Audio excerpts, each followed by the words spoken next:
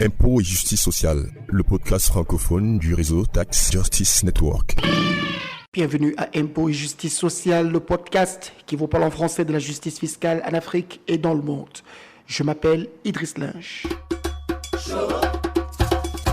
À la une ce mois. À la une ce mois, nous allons aborder plusieurs sujets, mais le sujet central, c'est le lancement par Tax Justice Network de l'outil de suivi de la vulnérabilité des pays aux flux financiers illicites.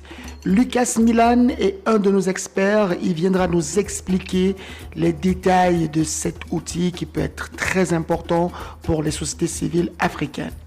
Nous allons débuter le podcast par l'intervention d'un député au Cameroun, Cabral Libi. C'est un député de l'opposition qui a décidé de poser la question au ministre des Finances sur la politique fiscale alors que le pays vit des difficultés en plein coronavirus. Et l'invité de l'édition, ce sera Jean Bala.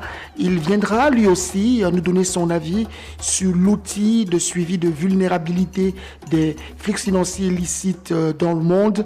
Il a consulté déjà l'outil et il peut nous faire un commentaire. Je rappelle que vous pouvez écouter ce podcast sur notre page de podcast impotsocial.libsyn.com, Libsyn avec YN à la fin, ou alors sur notre page YouTube www.imposetjusticesocial.com. Vous pouvez aussi nous écouter ou alors interagir avec nous sur notre page Twitter, hashtag Impôt Social, ou encore sur notre page Facebook, Impôt et Justice Sociale. Enfin, vous pouvez nous écrire sur notre adresse email impôt avec s-8 social@outlook.fr. Voilà pour la une. À très bientôt pour les détails.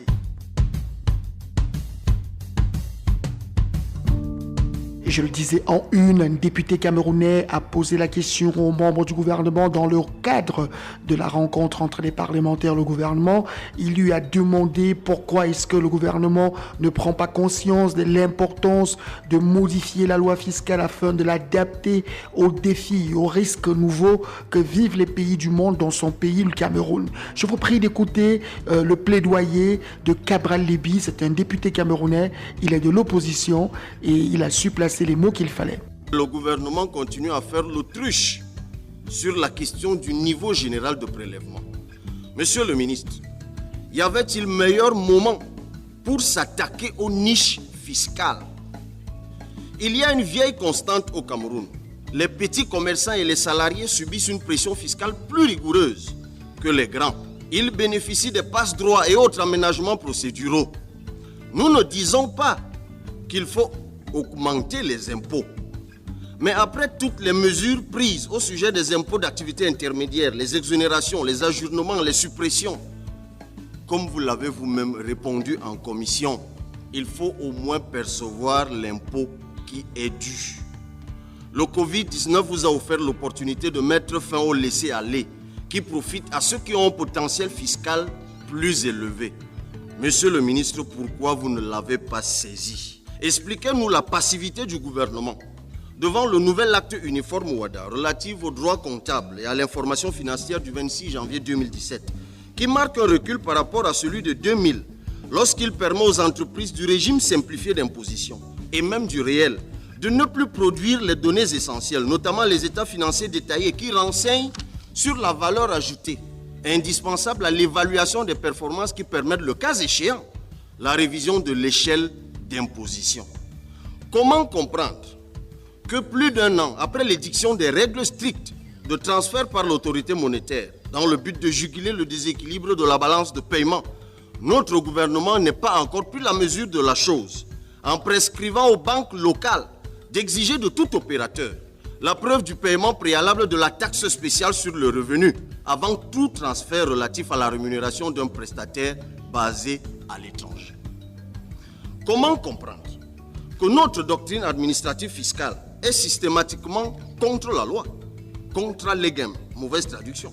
C'est-à-dire que les circulaires interprétatives de la loi de finances que nous votons ici, ces circulaires signées par des fonctionnaires, donnent tout le temps un sens contraire à ce que la loi a dit, entraînant des revirements fiscaux inattendus à la tête du client, ce qui fait d'ailleurs que certains contribuables dolosifs puissent narguer même le service émetteur grâce aux dégrèvements qui s'ensuivent.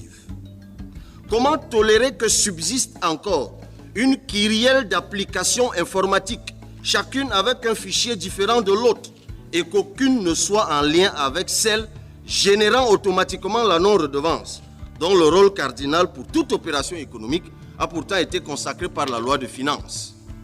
Est-il compréhensible qu'un agent du fisc n'ait pas la possibilité, depuis son poste de travail sécurisé, d'avoir accès aux données économiques de la douane, des domaines, du trésor, du budget?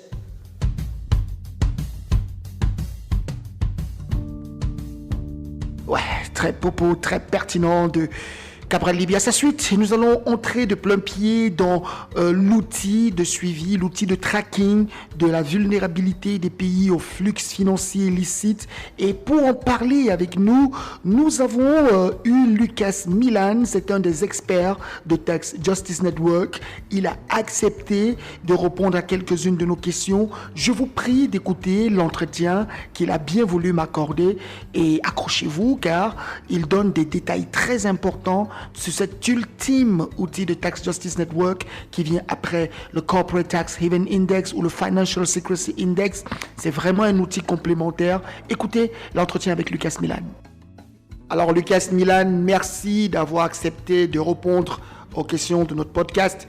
Parlez-nous de cet outil de suivi du niveau de vulnérabilité des pays au risque des flux financiers illicites. Qu'est-ce que c'est et qu'est-ce qui a justifié le développement de cet outil au sein de votre équipe? Cet outil est un site web par lequel on peut visualiser des données concernant les flux financiers entre les pays. Des flux comme les dépôts auprès des banques, les prêts internationaux ou le commerce extérieur de chaque pays avec d'autres pays. L'utilité de cet outil d'analyse de flux financiers illicites est principalement qu'il permet de voir pour presque chaque pays dans le monde quels sont les partenaires commerciaux, les autres pays qui posent le plus grand risque au niveau économique et financier. Posons le suivant exemple. Vous avez 5 amis avec lesquels vous avez de différentes relations économiques. À un ami, vous lui avez prêté de l'argent. Avec un autre, vous échangez des produits ou des services. Avec une autre amie, vous avez une dette. Ces relations économiques peuvent être plus ou moins intenses, plus ou moins importantes pour vous. Mais il y a un autre aspect très important qui doit être considéré. Qui sont ces personnes? Pouvez-vous leur faire confiance? Ont-ils les mêmes valeurs éthiques que vous? La justification de cet outil d'analyse et de visualisation de flux financiers illicites est précisément de combiner l'intensité des relations économiques que votre pays a avec ses différents partenaires commerciaux avec le risque que chaque pays, que chaque partenaire commercial représente du fait de ses lois et pratiques. De cette façon, il est possible de combiner l'aspect quantitatif, quelle est l'intensité des relations économiques d'un pays, et l'aspect qualitatif, qui sont les pays partenaires commerciaux, quels risques représentent-ils? À qui est-il destiné et comment les utilisateurs peuvent en faire un outil de prise de décision dans le cadre de la lutte contre les flux financiers illicites? Ce nouvel outil est ouvert à tous et des connaissances techniques ne sont pas requises pour explorer ce site web. Le site web dispose d'une carte du monde avec laquelle les utilisateurs peuvent sélectionner des pays puis voir facilement les vulnérabilités financières de chaque pays par rapport aux autres pays. Pour les utilisateurs plus curieux, comme pourraient l'être les professeurs ou étudiants de droit, d'économie ou de journalisme, ou encore les journalistes ou les officiers de l'administration publique, il est possible d'exploiter l'outil davantage. Par exemple, il est possible d'analyser, de visualiser les vulnérabilités d'un pays par rapport à un flux économique particulier. Au lieu de voir pour chaque pays un résumé de tous les risques, vous pouvez sélectionner le commerce des exportations ou des importations pour voir quels sont les pays qui posent les principaux risques de ce côté précis. De même avec les dépôts bancaires, les dettes et l'investissement international, et ainsi de suite. Par exemple, il est possible d'analyser, de visualiser les vulnérabilités d'un pays par rapport à un flux économique particulier. Au lieu de voir pour chaque pays un résumé de tous les risques et vulnérabilités, vous pouvez sélectionner le commerce des exportations ou des importations pour voir quels sont les pays qui posent les principaux risques de ce côté. De même avec les dépôts bancaires, les dettes et l'investissement international. Pour les utilisateurs les plus motivés, comme pourraient l'être les officiers des administrations fiscales et de régulation financière, ils pourraient aussi utiliser des données et indicateurs précis pour calibrer des modèles de détection de fraude et de criminalité financière. Quelles sont les conditions d'accès à l'outil? Est-ce que c'est gratuit? Est-ce que les experts qui ont travaillé derrière peuvent donner plus d'explications en cas de besoin aux usagers? Le site web est accessible de façon totalement gratuite sur iff.taxjustice.net.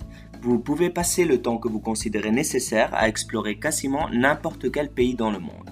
Sur le site, vous pouvez trouver des explications en anglais et il est possible de traduire ces explications en français en utilisant un traducteur automatique comme celui du navigateur Chrome. Le principal expert derrière ce projet, Javier García Bernardo, est joignable par mail et son contact est disponible sur le site. En cette période marquée par la Covid-19, comment ce tracker de vulnérabilité aux flux financiers illicites peut être utile pour la société civile, aussi bien en Europe, bien évidemment, qu'en Afrique? Au niveau mondial, mais surtout en Afrique, les flux financiers illicites ont un effet néfaste sur les finances publiques et la société en général. D'un côté, les flux illicites sont étroitement liés à la corruption et les conflits d'intérêts.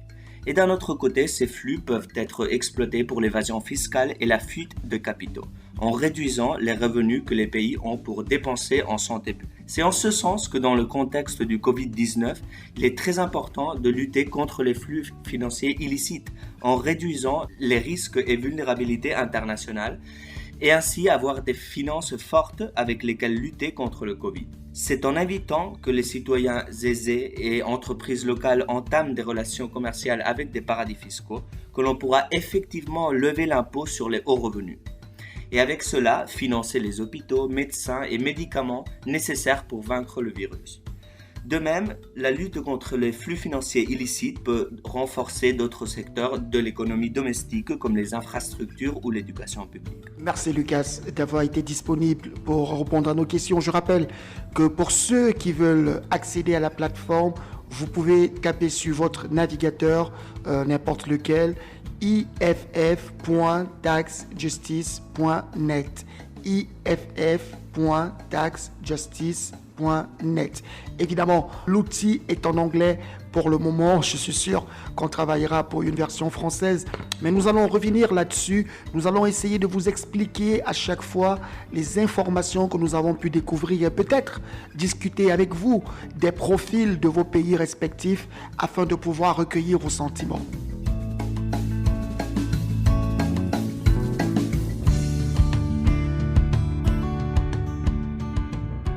Nous avons rencontré les acteurs de la société civile, mais un d'eux, Jean Bala, qui fait partie du conseil d'administration de Tax Justice Network Africa, a accepté de nous donner son impression sur cet outil qu'il a déjà testé. Écoutez l'entretien que j'ai eu avec Jean. Évidemment, on profite pour aborder des sujets beaucoup plus périphériques, comme une étude que le CRADEC, son organisation, est en train de faire sur les flux financiers illicites en matière commerciale au Cameroun. Écoutez l'entretien avec Jean Bala. L'invité du jour.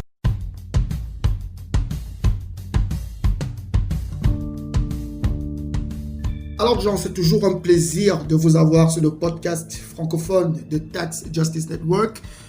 Aujourd'hui, on va parler de plusieurs choses, mais on va commencer par une étude que le CRADEC, l'organisation pour laquelle, à la tête de laquelle vous êtes, a menée depuis pratiquement 2 mois sur les flux financiers illicites en matière commerciale au Cameroun. On ne veut pas trahir des secrets du travail, mais est-ce qu'on peut déjà avoir quelques premiers indices sur ce que ce travail a permis d'apporter comme contribution à la quantification des flux financiers illicites au Cameroun? Oui, merci. Le plaisir est partagé, comme tu le sais très bien. Le travail que nous avons commencé il y a cela 2 mois s'inscrit dans le gros projet, le grand projet que nous avons avec un consortium d'organisations de la société civile sur le plan national, accompagné ou appuyé par l'Union européenne pour le renforcement de la gouvernance budgétaire au Cameroun. Et l'étude sur les flux financiers illicites, comme nous l'avons voulu, se voudrait un travail qui va dans le sens de quantifier et de mesurer les indices de flux financiers illicites dans le cadre des échanges commerciaux au Cameroun. Je dois dire que dans le sens de mon espoir, ce travail-là est potentiellement un travail qui va, marquer la scène nationale sur la lutte contre les flux financiers illicites, parce que nous nous sommes appuyés sur un ensemble de rapports, panel de haut niveau sur les flux financiers illicites, publiés par l'Union africaine et accompagné par la CEA, d'autres travaux qui sont réalisés au niveau de Trust Africa, au niveau de TGNA, ainsi de suite. Mais c'est un travail qui va véritablement dans le sens de quantifier objectivement le niveau de flux financiers illicites au Cameroun. Et je ne pourrais pas encore tout dire, mais je pense qu'il y a un chiffre, et ce chiffre-là est significatif, et qui démontre à quel point le Cameroun est exposé au phénomène des flux financiers illicites. Alors, vous parlez de l'exposition du Cameroun aux flux financiers illicites, et ça tombe bien, parce que Tax Justice Network, l'organisation de la société civile basée à Londres qui œuvre pour une meilleure justice sociale, une meilleure justice fiscale, a publié un nouvel outil, il a rendu public un nouvel outil qui permet de mesurer la vulnérabilité des pays aux flux financiers illicites. Vous avez reçu l'annonce de cet outil-là. Quel est votre premier commentaire, comme ça à chaud, une fois que vous avez ouvert votre mail et que vous avez vu ce commentaire de David Cobham, directeur exécutif de Tax Justice Network? Oui, mon premier commentaire est celui de la cohérence. C'est-à-dire que Tax Justice Network, basé à Londres, a publié ce que nous appelons le Financial Secrecy Index, qui est déjà un outil qui va dans le sens de mesurer le degré, d'opacité de la finance dans certains pays en regard avec les mouvements financiers. Et je crois que ce nouvel outil qui est le Illicit Financial Flows Tracking ou Trackers va dans le sens de compléter ou de renforcer le premier outil qui était déjà sur le Financial Secrecy Index. Ça, c'est mon premier commentaire. Et le deuxième commentaire, c'est qu'il vient véritablement à point nommé pour des organisations de la société civile comme le CRADEC et bien d'autres en Afrique, qui ont donc là, l'opportunité et un outil qui leur permettrait d'aller plus loin que, dans les théories que nous développons, les concepts que nous développons dans ce phénomène-là, mais véritablement de pouvoir mesurer sur plusieurs angles, comme je l'ai dit tout à l'heure. C'est-à-dire que l'exposition d'un pays au phénomène de flux financiers illicites peut se traduire sur plusieurs angles, comme l'a démontré cet outil. Et je crois que pour nous, en tant qu'acteurs de la société civile, pour nous, en tant que militants pour la justice fiscale, militants pour la mobilisation des ressources domestiques optimales, c'est un très bon outil. Oui, il est vrai qu'à Tax Justice Network, c'est le focus de tous les experts qui travaillent dans cette organisation. Il n'y a pas que le Financial Secrecy Index, l'indice d'opacité financière. Il y a aussi le Corporate Tax Haven Index, qui est l'indice des paradis fiscaux, associé à l'outil de mesure des accords fiscaux agressifs, les plus agressifs en Afrique. Et maintenant, on a cet outil, ce tracker de vulnérabilité face aux flux financiers illicites qu'il faudra bien sûr explorer. Mais vous qui avez déjà commencé à explorer ce tracker, comme vous l'appelez, ce tracker de vulnérabilité, quels sont les outils qui seront les points qui seront dans cet outil permettraient d'accompagner cette campagne à laquelle vous participez du Stop Bleeding Africa, d'arrêter l'hémorragie des ressources financières de l'Afrique? Oui, je dirais qu'en explorant cet outil qui a été publié au courant de cette semaine, plus exactement, je crois qu'il y a cela 2 ou 3 jours, je dirais qu'en ce qui concerne le travail que nous avons commencé à faire, et comme je l'ai évoqué à la première intervention de notre propos, les questions sur le commerce international. Vous savez très bien que le commerce international est, l'un des socles sur lequel nos économies sont basées, dans ce sens que, on reste certainement des pays producteurs de matières premières et nous devons les commercialiser avec les autres partenaires. Et là-dessus, je crois qu'il y a véritablement une traçabilité qui a été développée par l'outil, de voir au niveau du commerce international, dans les importations et dans les exportations, quels sont les mouvements qui peuvent être enregistrés et comment est-ce que ces mouvements-là peuvent induire à un certain niveau de flux financiers illicites. Et je pense que pour nous, en tant que pays africains, globalement parlant, ou alors l'OCRADEC qui au Cameroun est véritablement engagé dans cette dimension, nous aurons certainement là un outil à exploiter. La deuxième chose qu'il faut mesurer, je crois que l'outil est suffisamment, bon, je ne suis pas expert dans ce domaine, mais je crois que l'outil est suffisamment élaboré parce que nous avons la dimension sur les investissements. Très important parce que nous sommes là à une situation de notre histoire inédite avec la crise sanitaire. Et vous comprenez à quel point nous sommes les pays sujets chacun, de part et d'autre, que ce soit au nord ou au sud, de part vraiment influencés par le niveau d'investissement que nous pouvons développer.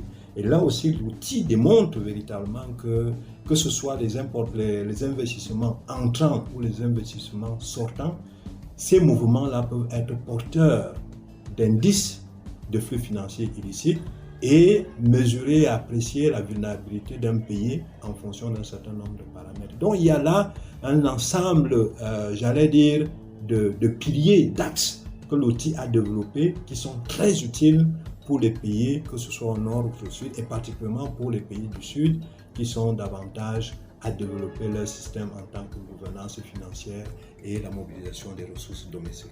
Dans tous les cas, Tax Justice Network est au service des organisations de la société civile africaine. Effectivement, c'est un très grand message. Tout le monde peut écrire aux promoteurs, à ceux qui ont travaillé sur l'outil pour avoir une assistance technique. Merci Jean Bala d'avoir participé à cette interview et nous espérons très bientôt avoir les chiffres sur les flux financiers illicites en matière de commerce extérieur au Cameroun. Nous serons là lorsque le rapport sera publié pour partager avec nos auditeurs.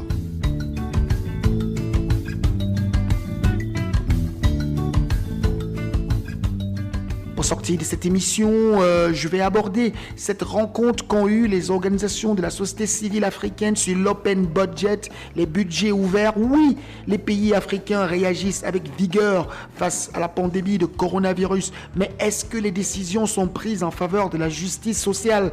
Est-ce que les priorités de justice fiscale sont prises en compte? Nous avons pu discuter de cela avec Charlie Marcial-Ngounou. Il est le directeur exécutif d'Afro Leadership, une ONG au Cameroun qui milite pour les gouvernements ouverts et pour les budgets ouverts. Écoutez l'entretien avec lui. Alors, vous faites partie, Charlie Marcial-Ngounou, d'un pool d'organisations de la société civile africaine qui a décidé d'organiser des webinaires, des rencontres en ligne pour informer différentes parties prenantes des risques qu'il y a aujourd'hui avec les réponses des gouvernements de la région face à la pandémie de coronavirus. Qu'est-ce qui vous a poussé à mener une telle initiative? Quels sont des problèmes et les risques sur la justice sociale, sur la justice fiscale que vous auriez éventuellement décelés?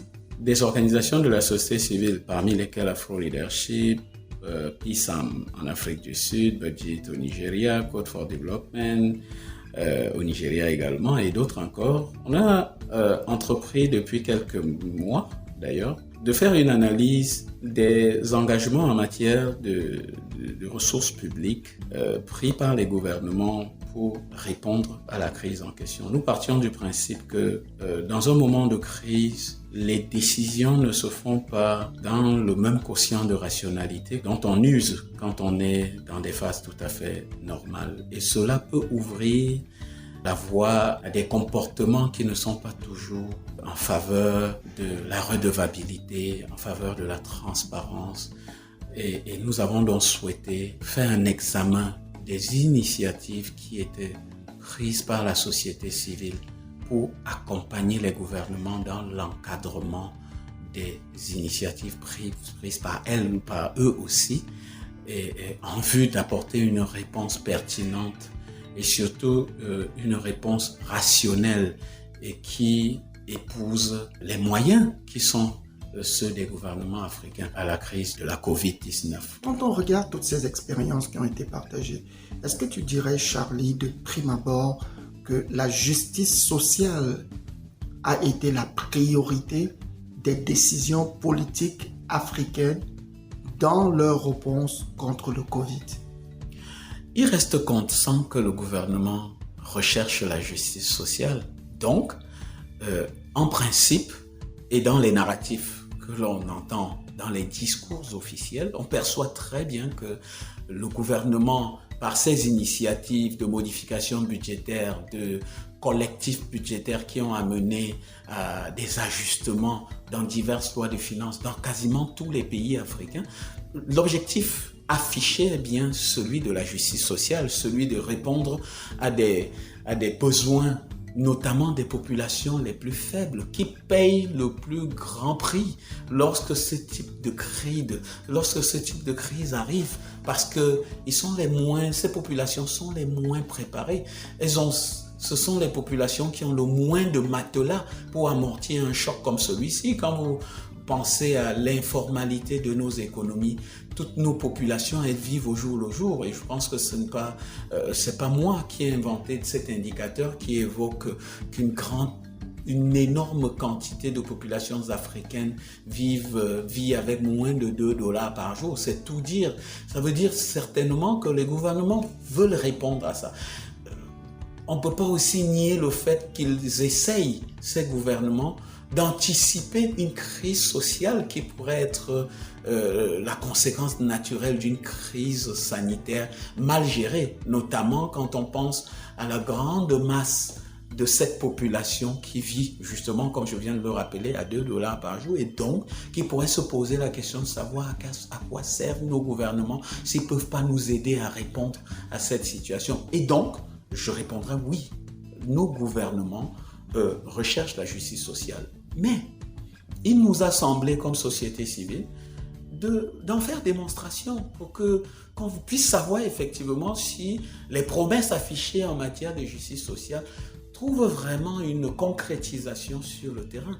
Est-ce que les ressources que l'on rend disponibles par ce moyen de réorganisation des lois de finances, par cette redistribution, cette réallocation pour répondre à ces objectifs sanitaires, est-ce que ces objectifs sont réellement atteints? Et ça, c'est la question que nous nous posons à travers cette initiative que nous avons appelée Account for COVID. Et là-dessus, nous voulons dire que nous restons sur notre faim. Pourquoi? Parce que nous remarquons que les objectifs de transparence ne sont pas associés à ces objectifs de justice sociale. Nous voulons avoir la preuve que cette intention du gouvernement atteint effectivement les objectifs qu'on se fixe. Et pour que nous en ayons la preuve, il faut effectivement que nous ayons des chiffres. Alors, dans ce sens-là, on a vu les corporations d'entreprises demander qu'on accorde des avantages fiscaux, les multinationales comme les plus petites entreprises. Pour sortir de cet échange, est-ce que cela vous semble logique qu'on puisse socialiser les pertes en accordant des cadeaux fiscaux ou des congés fiscaux aux entreprises, alors que durant les périodes de boom, de croissance et de bénéfices, ces dividendes ne sont pas forcément redistribués avec la population? Ouais, ça c'est une très bonne question qui revient à un sempiternel débat de celui de pourquoi est-ce qu'on doit socialiser les pertes quand on privatise les profits. Je crois que c'est un débat philosophique de haute facture, mais dans lequel qui devrait interpeller nos gouvernements pour qu'effectivement qu'on voit comment on peut donner justement dans les périodes de vaches grasses, que l'on voit effectivement comment les bénéfices des entreprises peuvent aussi servir à accompagner la justice sociale. Pas seulement sous l'angle de la fiscalité, parce que ce que nous remarquons, c'est que nos gouvernements, dans nos pays africains, utilisent la fiscalité aussi pour attirer les investisseurs. Et ils le font en accordant déjà, même dans des périodes tout à fait normales, en accordant des cadeaux fiscaux que le petit peuple continue à regarder comme des avantages indus, puisqu'en réalité, on se dit que dans des périodes intéressante, on devrait pouvoir tous tirer un grand profit de tous les bénéfices de l'environnement qui est favorable et qui est favorable du fait de la participation de tout le monde pour qu'un environnement puisse être un environnement qui favorise l'esprit d'entreprise et donc qui favorise la mise en place, la construction des profits. Alors, il semble un peu étonnant que dans des situations comme celle-là, que les profits soient privatisés et que le jour où ça marche moins, que le contribuable encore vienne donner de sa force encore pour éviter que le capital perde. Et ça, je ne crois pas avoir une réponse, mais je pense que comme humain, comme être humain, on a besoin probablement de donner à la manière dont nous concevons les affaires, on a besoin de lui donner un cachet qui est plus juste.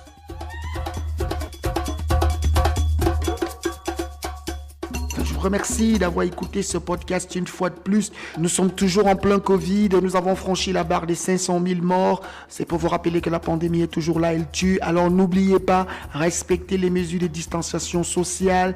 Protégez-vous et protégez vos proches. Évitez au maximum d'utiliser des choses partagées. Nous espérons vous avoir la prochaine fois pour le prochain podcast. Et de toutes les façons, nous avons besoin de ressources humaines pour bagarrer pour une meilleure justice fiscale parce que le combat n'est pas encore terminé. Je vous promets aussi que la prochaine fois, nous reviendrons certainement sur les initiatives de réduction des dettes pour vous montrer comment est-ce que les banques sous juridiction britannique refusent de desserrer les taux de pauvres pays africains. Au revoir et prenez soin de vous. Je rappelle que vous pouvez écouter ce podcast sur notre page de podcast impotsocial.libsyn.com Libsyn avec SYN à la fin ou encore sur notre page YouTube www.imposetjusticesociale.com. Mais vous pouvez aussi interagir avec nous sur notre page Twitter #impotsocial ou sur notre page Facebook Impôts et Justice Sociale.